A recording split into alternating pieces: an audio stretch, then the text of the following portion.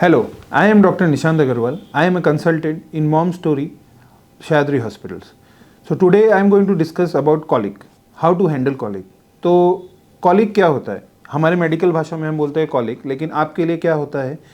जब भी आप मेरे पेशेंट्स, बहुत सारे पेशेंट्स आते हैं, वो कहते हैं कि शाम को मेरा बेबी बहुत रोता है सर, मैं कुछ भी कर लूँ वो रोता ही रहता है. तो इन कॉलिक व्हाट हैपेंस कि बाय इवनिंग और नाइट आपका बेबी बहुत रोता है, can cry continuously for 3 to 4 hours. ऐसा भी हो सकता है कि रोते रोते लाल हो जाए, बहुत जोर लगाए, तो that is colic. So now I am going to discuss how to handle colic. So coming to management, first and most important thing to handle colic is burp. आपको आपके जो भी हॉस्पिटल में आप डिलीवर होते हैं उसमें आपको बर्पिंग ज़रूर सिखाएंगे. तो what is burp? Burping is basically बच्चे को डकार दिलाना. तो फर्स्टली हम लोग बर्पिंग कैसे करते हैं एक बार देखेंगे. The most common method which is taught to everyone, या जो आपको सिखाया जाता है उसमें बच्चे को आप कंधे पे लोगे. इसमें आपके बच्चे को कंधे पे लेके उनके पेट को कंधे पे लेना है और पीठ थपथपानी है. You have to keep your cupped hand and then उनको पीठ थपथपानी है फॉर 2 to 3 minutes 5 minutes. उसके बाद फिर बच्चे को लेना है और आपको फिर से कंधे पर लेके थोड़ा देर सहलाना है. ठीक है, दिस इज़ वन मेथड.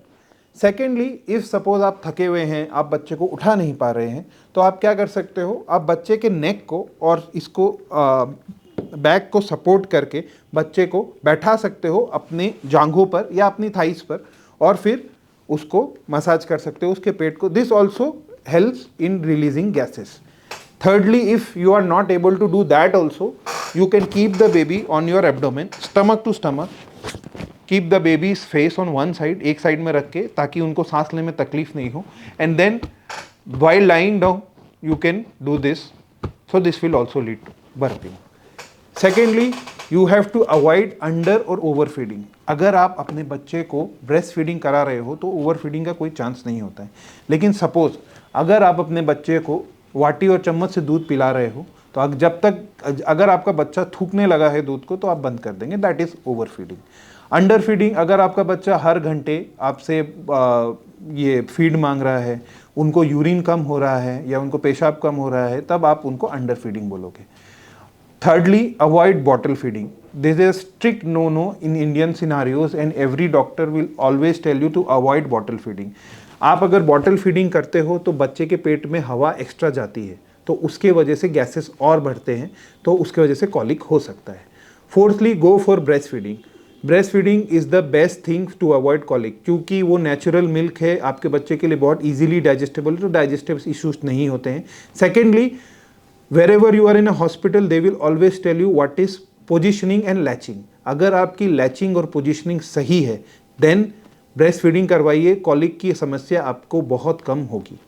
अगर फिर भी इन सब करने के बाद भी अगर आपके बच्चे को कॉलिक है then we can go for roll ons. आजकल बहुत सारे रोल ऑन्स आते हैं, ये बहुत एनेक्डोटल होते हैं, लेकिन अगर आपको रोल ऑन्स यूज़ नहीं करने हैं तो आप क्या कर सकते हैं, थोड़ा सा मस्टर्ड ऑयल लेंगे, उसके साथ थोड़ा सा हींग लेंगे और बच्चे को एक्सरसाइजेस करा सकते हैं. तो there are various type of exercises. मेरे क्लिनिक में लोग आते हैं तो just to introduce to such exercises आप थोड़ा सा हाथ में मस्टर्ड ऑयल और हींग लेंगे, उसको वार्म करेंगे हाथ को, and then you can massage. First is clockwise massage. आप क्लॉकवाइज मसाज करोगे बच्चे में के पेट में थोड़े से प्रेशर के साथ, इतना ज़्यादा भी नहीं कि बच्चा रोने लगे, लेकिन इतना कम भी नहीं कि बच्चे को पता नहीं चले.